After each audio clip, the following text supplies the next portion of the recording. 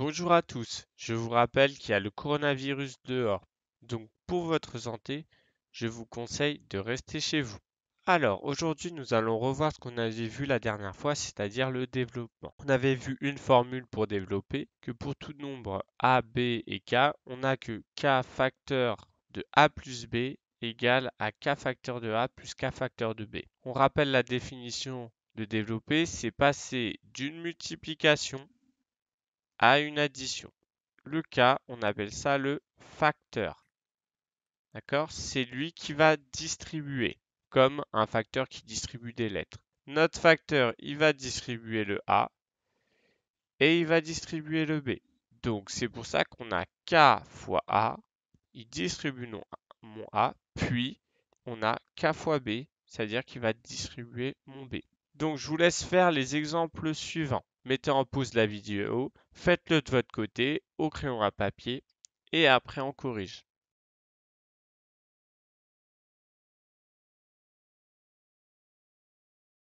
C'est bon? Vous avez fini? Donc, là, encore une fois, on commence par mettre des flèches qui partent du facteur et qui vont aux deux termes qui sont dans la parenthèse. Donc, dans notre exemple A, notre facteur, c'est le 5. Donc, ça veut dire qu'il va multiplier mon 2x. Donc, on écrit que 5 multiplie mon moins 2x, puis il va puis il va multiplier le 7. Et après, on calcule les multiplications. Donc 5 fois moins 2x, ça nous fait moins 10x, parce que 5 fois moins 2, c'est moins 10.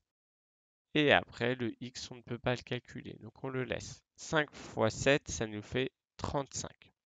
Une fois qu'on arrive ici, on a des paquets de x, des paquets d'unités, ça ne s'additionne pas. Donc on s'arrête ici. Là, ça s'appelle la forme réduite. Dans l'exemple B, moins 2 facteur de 3x moins 4. Notre facteur, c'est moins 2. Pourquoi? Parce que entre le moins 2 et la parenthèse, on a un signe multiplié qui est caché.